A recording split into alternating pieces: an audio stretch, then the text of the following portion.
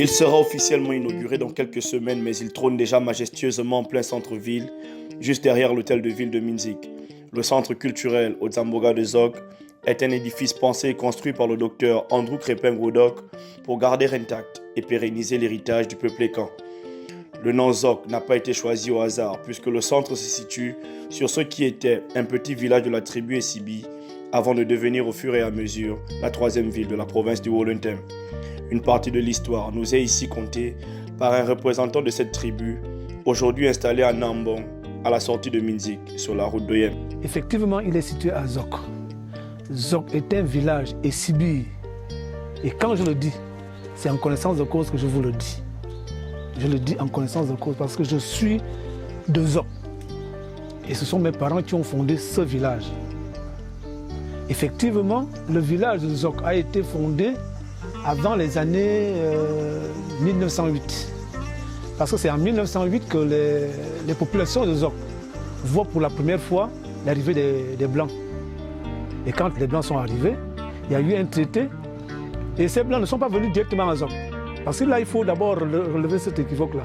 Quand ils sont arrivés, ils se sont d'abord installés dans un village, village au Sesseng, qu'on appelle les Bas. Donc ils se sont arrêtés là-bas. Mais comme ici, dans ce milieu, il y avait à l'époque l'abondance des lianes. Et ces lianes c'était pour la transformation du latex. C'est le caoutchouc qu'on appelle le latex. Donc, quand ils sont arrivés à Ankat, c'était deux acheteurs blancs accompagnés d'un interprète, quelqu'un de langue barénée, on appelait Moanda. Voilà. Donc, quand ils sont arrivés, ils se sont arrêtés à Ankat. Et d'après ce que mes parents m'ont expliqué, hein, l'endroit n'était pas idéal pour eux, pour les blancs. Ils voulaient avoir un site où ils étaient un peu plus en altitude. Donc c'est comme ça qu'ils les amènent à Azok pour essayer de négocier parce que c'est le site qui était un peu plus approprié pour les Blancs. Donc quand ils sont arrivés à Azok, ils ont traité et les populations de Zok ne voulaient pas céder leurs terres. Les populations de Zok ne voulaient pas céder leurs terres.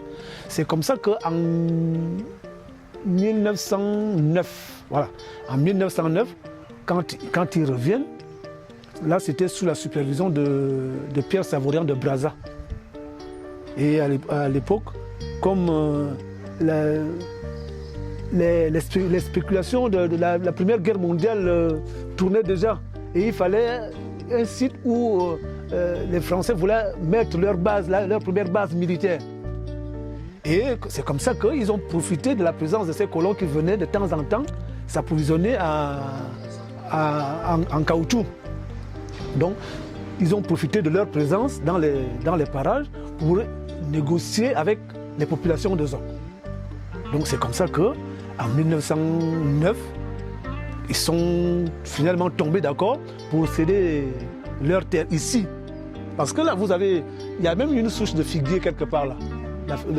Cette souche de figuier, c'était un des poteaux du corps de garde de notre village. Avec son imposante statue d'Afiri Kara, père de Fan Afiri, qui est quant à lui le père du peuple Fan, ses représentations et fresques qui rappellent le mythe de la migration depuis la Haute-Égypte, les rites et les traditions, le centre culturel Odzamboga de Zok est indéniablement un joyau qui sera mis à la disposition des populations de Minzik, de la province du Wollontem, des Ekang au sens large et même des populations venues d'ailleurs.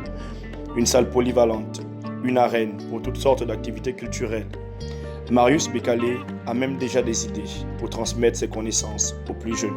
Peut-être simuler un mariage coutumier par exemple. Comme ça, on verra comment les deux familles, on appelle des interactions voilà, entre les deux familles.